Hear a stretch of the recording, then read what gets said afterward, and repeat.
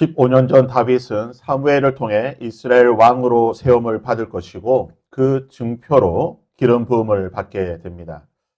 15년 동안 생사의 고비를 넘나들며 여러 일을 겪게 되었고 마침내 자신의 목숨을 노리던 사울도 죽게 되었습니다. 이제 예언대로 왕이 되면 이 모든 것이 다 정리가 되고 끝나는 것입니다.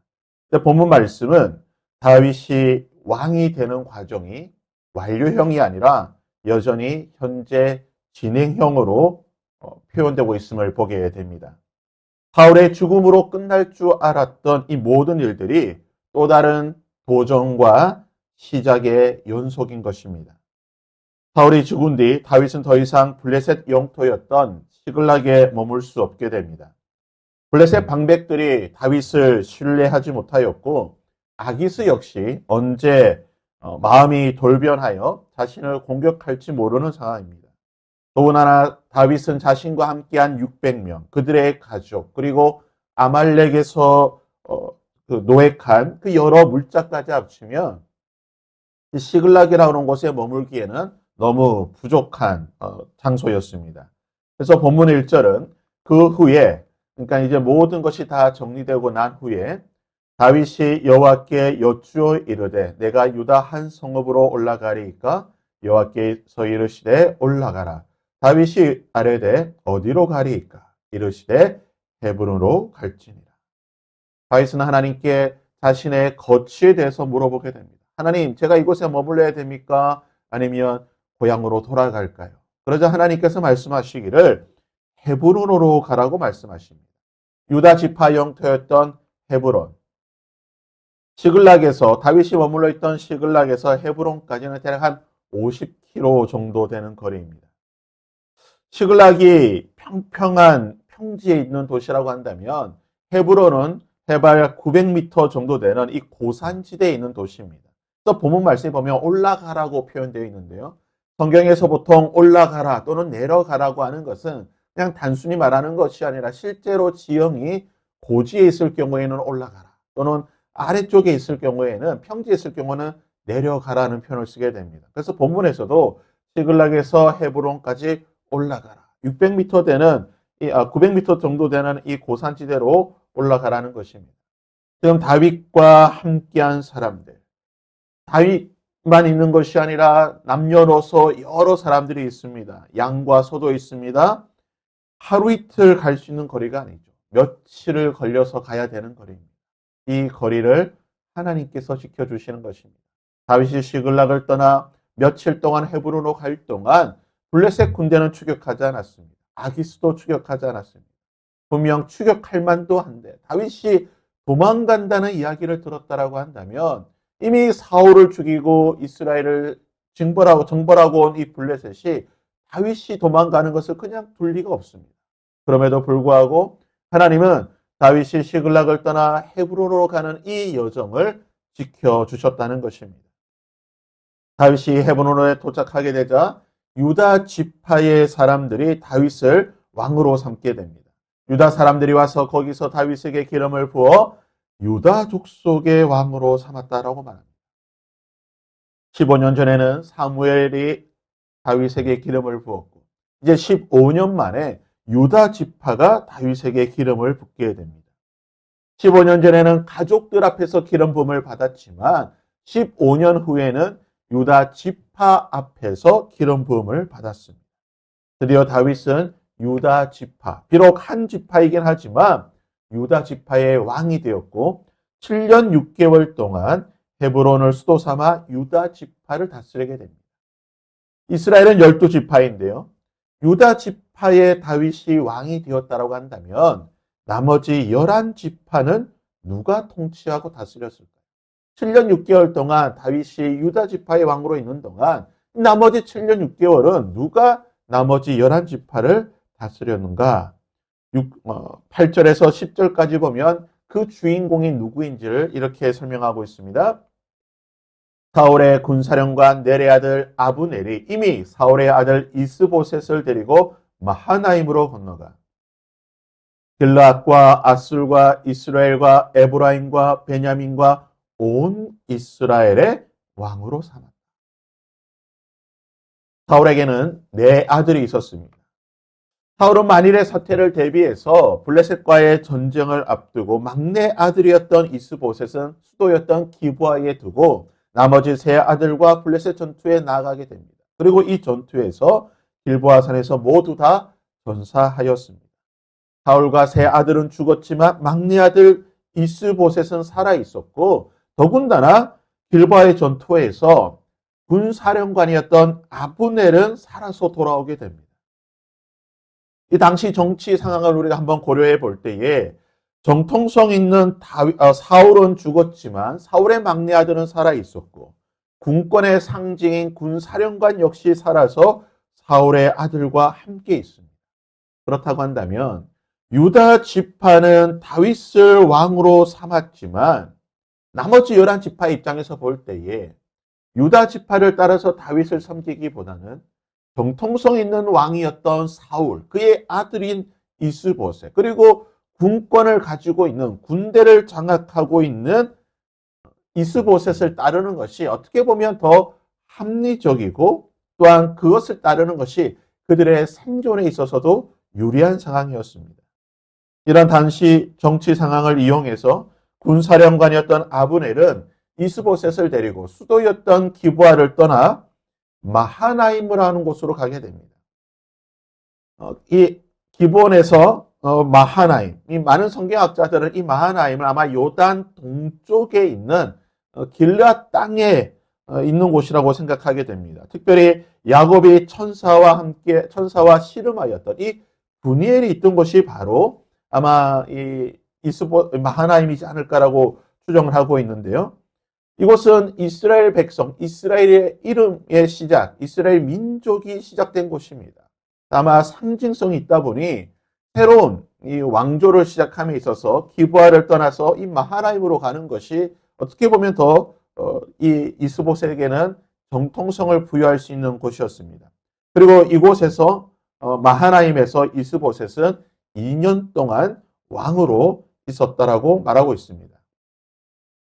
잠시 연대를 한번 정리해 보면요. 다윗은 30세에 헤브론에서 왕이 됩니다. 유다 지파의 왕이 되고 7년 6개월을 통치하게 됩니다. 그리고 본문 말씀은 이스보셋이 40세에 마하나임에서 11지파의 왕이 되어서 2년 동안 통치했다고 말합니다. 뭔가 연대가 조금 이상하죠? 정확하게 표현을 하게 되면 다윗이 왕이 되었을 때에는 이스보셋이 35세였다는 것입니다. 35세에 사울이 죽고 35세에 이스보셋이 5년의 시간 동안 바로 왕이 된 것이 아니라 5년의 시간 동안 11지파의 여러 그 마음들을 얻었다는 것이죠. 그 세력을 규합하고 여러 지지 세력들을 규합해서 5년이 지나서 즉 다윗이 유다 지파의 왕이 된 지 5년 만에 이스보셋이 마하나임에 가서 11지파의 왕이 되었고 이후 2년 동안 즉 다윗과 함께 왕으로 있었던 시간은 2년 정도밖에 되지 않는다는 것입니다. 이것이 이제 1절에서 11절까지 표현된 것인데요. 짧은 구절이긴 하지만 이 7년의 시간을 압축해서 표현하고 있습니다.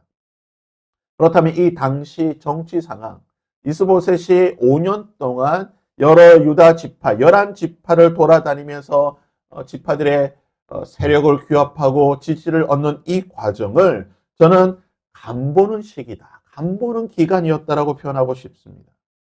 사울은 죽었지만 다윗은 이스라엘 왕이 되기에는 여전히 힘이 부족하였습니다.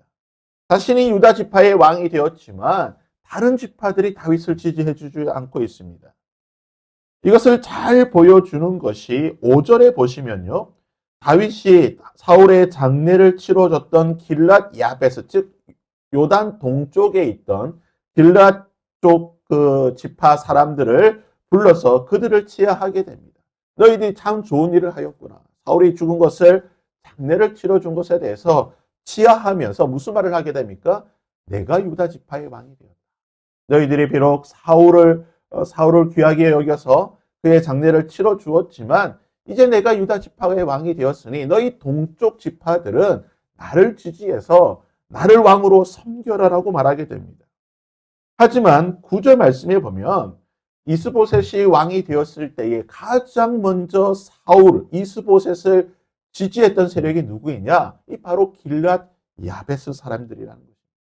그러니까 다윗이 유다 지파의 왕이 되었음에도 불구하고 나머지 11지파는 여전히 간을 보고 있는 것이죠. 누구를 지지해야 될지 5년 동안 결정하지 못하고 다윗을 지지해야 될지 이스보셋을 지지해야 될지 이리저리 저울질하면서 간을 보고 있었다는 것입니다. 따라서 다윗의 왕권이라고 하는 것은요, 여전히 현재 진행형이었습니다.